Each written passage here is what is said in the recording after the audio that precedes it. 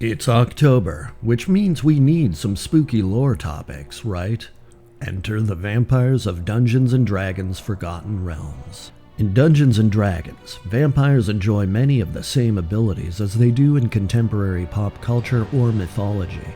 Weak to sunlight, silver, and garlic, unable to enter a residence without an invitation, yet possessing powerful innate magic, extraordinarily keen senses, being both exceedingly quick, overwhelmingly strong, and unusually charismatic.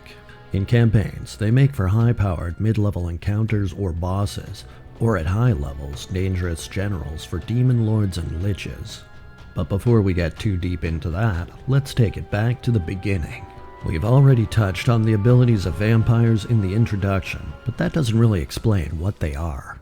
Mirroring pop culture, they are a powerful type of undead creature, in which the dead body retains agency, will, and intelligence. The fact of the matter remains, however, that they are undead, and as such, are in a permanent state of undying hunger, requiring blood in order to satisfy their dual compulsion and necessity of feeding on live victims.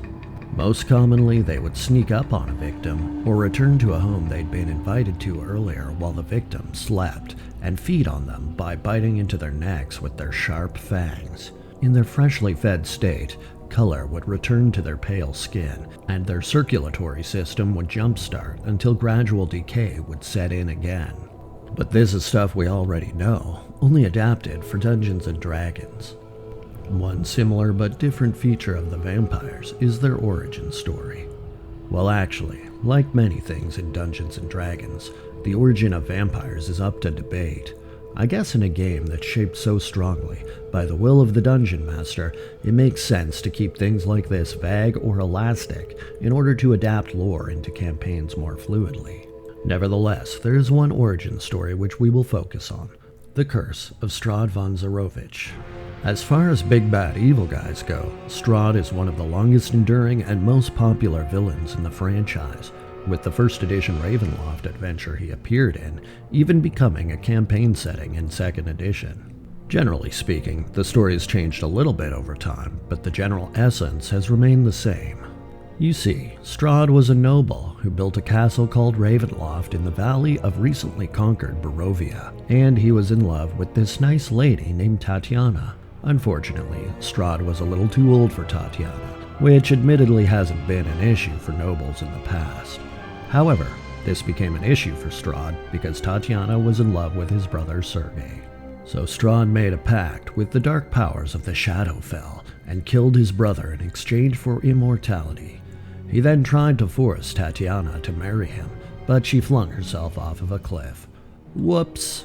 As a result, Strahd tried to do himself in, but having been cursed with immortality, was transformed into a vampire.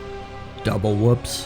While Barovia and Castle Ravenloft, along with Strahd and all the other inhabitants, were whisked away into a pocket of Shadowfell called the Domains of Dread. Now, according to a few sources, including Strahd himself, he is the first vampire. That being said, I'll reiterate that things can be a little vague and elastic in the realms these days, so as to give the opportunity for dungeon masters to adapt to whichever version of the lore they wish.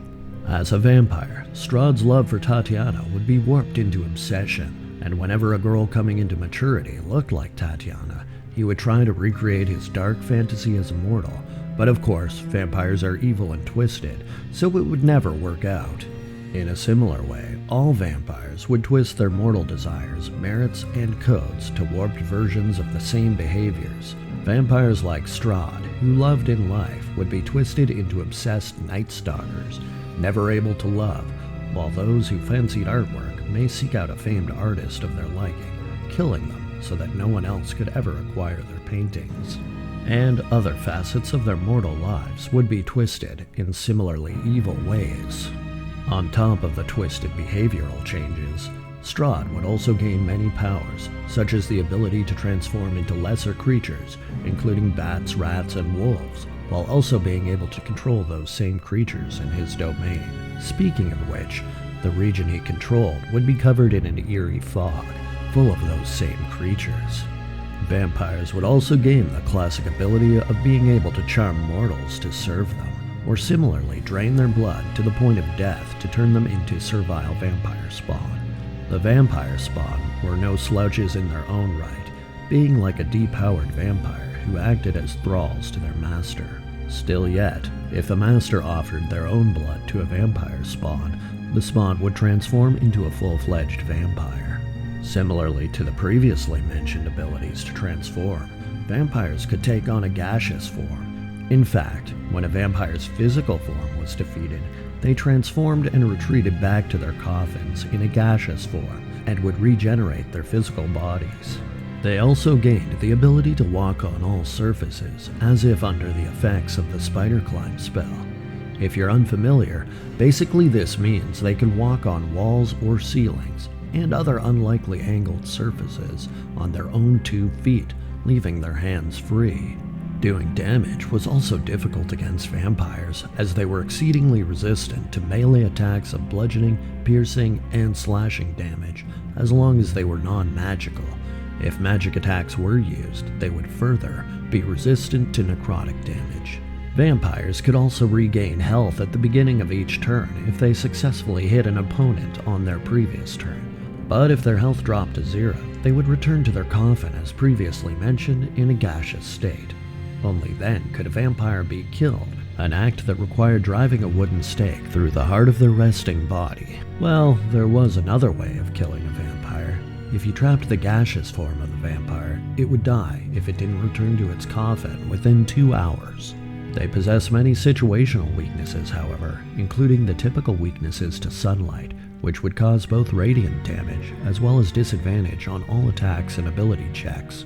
Running water also affected them, and if they spent too long in the water, they would take damage as if the water were acid. And of course, they could not enter a residence unless invited by an occupant. However, this last weakness they could exploit by charming an occupant or sending a charmed servant in to invite them. The region around their lair was also morphed in ways other than the previously mentioned fog and vermin that occupied the areas around the lair. Plants would die within 500 feet of the lair and become twisted brambles and vines, while shadows cast within the same radius would take on unusual characteristics, such as moving on their own. With all of these things in mind, vampires make great enemies, villains, or even big bad evil guys as reflected by Strahd. If you're running a campaign this Halloween, I would seriously suggest considering one of these characters to make an appearance, but they still make great enemies all year round.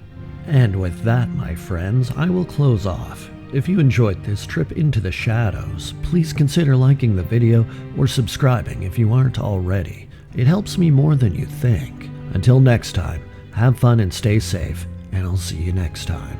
Bye-bye!